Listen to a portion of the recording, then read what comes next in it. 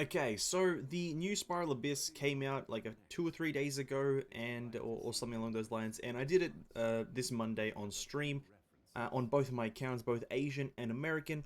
And if you have been following any of my stream at all in general, you'll know that both of my Asian and American account are pretty good. They're not anything to scoff at. They're pretty good accounts. And so this Spiral Abyss, I just wanted to clarify that obviously pretty first. But this new Spiral Abyss is like, I can see that Mihoyo is attempting to do something. I can definitely see it.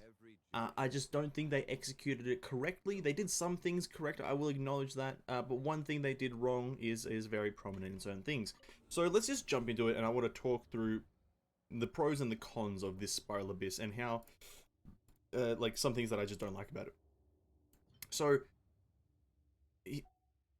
here's the Spiral Abyss. 9 to 12, that is what I classify the Spiral Abyss. If you're still doing this, get through it and then move on to this stuff. It's that simple. 9 and 10 are your bog standard stuff. You don't talk about these pretty much. They don't change ever. They, if anything, they change per major patch. So in 1.x they were something, this stuff was something else, and then in 2.x the 9 and 10 change to this, and then in 3.x they'll change to something else. So these guys don't change at all. In terms of enemies as well, they're always the same. I don't know why these are even here. You might as well just not have them. But it's free Primogems, so you know, I'm not going to complain too much. Now, where the good things lie are in floor 11, where the bad things lie are in floor 12. Here's floor 11. So the ley line thing is 50% normal attack damage. That's cool. I think they're trying to play to the Shenhei and Yunjin kind of like buffing ability of Yunjin's burst, buffing normal attacks, as well as Shenhei potentially buffing normal attacks. Depends on if you use her that way. It's cool. It's not good though. Because, well, not many characters are normal attack Andes, and not many characters' actual damage throughput comes from their normal attack. You look at characters like Hu Tao, you can argue that she's a normal attack Andy, but you would still prominently want to use her charge attack over everything else. Same thing can be said for a lot of characters. You've got Ganyu, one of the biggest DPSs in the game, charge attack Andy. You've got, if you even go back to Kaching, she's a charge attacker as well. You can potentially use her for a normal attack, but her charge attack is her main focus. So I think this is them just trying to play to Yunjin and Shenhei, and it's not really working that well. But it is what it is. Some characters make use of it, like Ningguang or Yanfei, but I digress. In terms of enemy kind of composition, they did a pretty good job on floor 11, in my opinion. Apart from the Spectres here, nobody likes fighting Spectres. That's the only problem here. Everything else is pretty schmick at the end of it. In the second half, you have the Thundering Manifestation, which is fine. It is encouraged to have a ranged character, in my honest opinion. Again, like I said, Yanfei, Ningguang, they are great candidates. If you have a Ganyu, that works really well. Yoimiya works really well. But yeah, for the most part, floor 11 is absolutely phenomenal. There is a defense at the start here, and whilst I'm not a big fan of defense, this one isn't too difficult. The Ruined Cruisers and Destroyers, they can prove to be a bit difficult with their weird AoE that I still to this day don't know how to stun lock or stun in general. And then the rest of the enemies here in the second half, they're not too difficult if I'm to be quite honest. They come in like threes, and then the Thunderhelm Lawachel doesn't actually target the defense target. So it's fine. Floor 11 is actually the positive here, if anything. Where the problems lie is floor 12. As usual, that's where the problems lie. And this is me kind of being salty that I can't get the 9 stars, but it also is a big part of just their enemy choice and the weird introduction of a ley line again. Now let's talk about the ley line first, because it's something that I think is a bigger issue than most. Now, just I'll read it really quickly. Certain opponents in this challenge possess the Honed Spirit effect, which grants them 10% physical and all elemental resistance.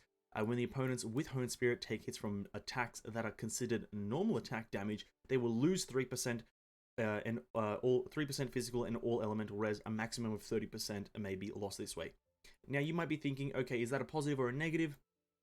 In theory, it's a positive, because in theory, I'm going to keep on saying in theory, you'll be able to get the enemy to negative 20% because they have initially 10% boosted, or rather, yeah, technically negative 20, but they have initially 10% boosted. You can get a maximum of negative 30 onto them, but that requires you to hit the enemy a bunch of times with normal attacks specifically. And as I said, not many characters' main form of DPS is normal attacks, so that means that you have to apply a bunch of normal attacks to the enemy to get that -20 physical and elemental shred onto them, and then you have to go into your damaging window, which is a bunch of build up in a time limited event. Now, it does also say here at the end that a maximum of 30% of each may be lost this way. The res lost this way will reset every 20 seconds. I don't know why they had to include this part. I feel like it would have been fine if they didn't, or maybe if it was like 30 to 40 seconds, not exactly 20.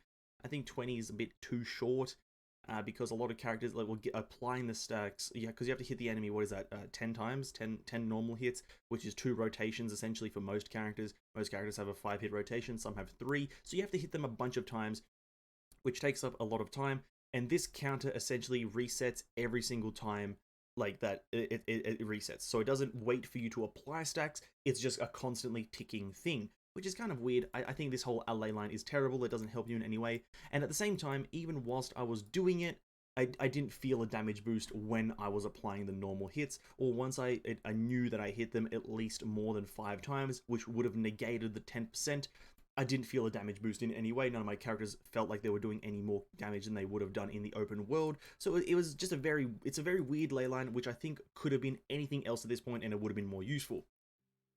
And that is essentially my biggest problem with this, or maybe my second biggest problem, seeing as a bigger problem lies in Chamber 1. In Chamber 1, we again, for some unknown reason, have the Perpetual Mechanical Array. Now, if we look back to the patch 2.0 Spiral Abyss, the Perpetual Mechanical Array was in there, and not a single person liked it, and there is one reason for that. This boss literally minuses 40 seconds from your time no matter what. Now, it was a lot more difficult in patch 2.0 because he was the level 100 boss, so he had a lot more HP, but this time he's the very first boss, so he has, substantially less, he's 95, but still way too much HP and way too much time, because you have a total of 3 minutes just to get 3 stars. This is all under the context of 3 stars. You have 3 minutes to deal with the Perpetual Mechanical Array, and then the second set of enemies, which is just a bunch of random stuff, and the Abyss Herald, or the Flame Abyss Herald. But the Perpetual Mechanical Array almost guarantees a loss of 30 to 40 seconds because of his down phase. And the reason for that is when he summons the adds, you have to kill that one add, but that add still has a lot of HP, so if you expend your cooldowns on killing the add to quicken that phase, then you don't have your cooldowns for the boss, and if you do it vice versa, then you've spent a lot of time not actually dealing damage to the boss. It's all just a massive fuck around with the Perpetual Mechanical Array, and it's terrible, it feels terrible. Don't ever add this enemy to the game, or to the Spiral Abyss, because it consumes time in a time-based event. Not a good thing. The rest of the Spiral Abyss is fine. The rest of it is absolutely fine. The Primogenitor Bishop is here as first half on Chamber 2. Second half is double Abyss Herald. It's weird that they did double Abyss Herald here when they could have just mimicked this by just Hydro. They could have had the Abyss Herald accompanied by a Hydro Abyss Mage, and maybe the opposite Wolf and a Hydro Sarmachel. That would have been fine. Nobody would have complained about that. But I think a small complaint should be warranted with the double Abyss Herald. It is just a weird thing. And then Chamber 3 is double Ruin Guard into double Ruin Greater with a Magu-Kenki in the second half. This is fine for the most part. The double Ruin Guard and double Ruin Greater, it can be a bit finicky because all of them do have that honed spirit buff, but for the most part, it's fine. Nothing really to complain about here for the most part. Double Ruin Greater is a bit of annoyance once they both start spinning, but for the most part, still better than the Perpetual Mechanical Array, and then Magu-Kenki, as per usual, is just the Magu-Kenki. You kill that and it's fine. But again, I want to just end this all by saying, please never add the Perpetual Mechanical Array to like the Spiral Abyss. It wastes too much time. It would be like adding Azhdahar to the Spiral Abyss, trying to like kill him in 3 minutes when it's nigh impossible to kill him in 3 minutes because of the amount of roleplay there is in his character. It essentially it feels like that. There's too much roleplay, too much like just downtime. It's not good. I just want to make this really quick video talking about this. Probably unedited, who knows. I'll just probably upload it as a video, who knows. But yeah, don't add the Perpetual Mechanical Array, please. It's just a terrible thing. And also, the affixes and the ley lines, some of them just don't feel right for the current thing, even if technically it feels right, like, you know, Shenhei and Yunjin being normal attack focused, it still doesn't feel right for the 50% normal attack and this whole normal attack shredding thing. But regardless, thank you all so much for watching, and catch you guys in the next video.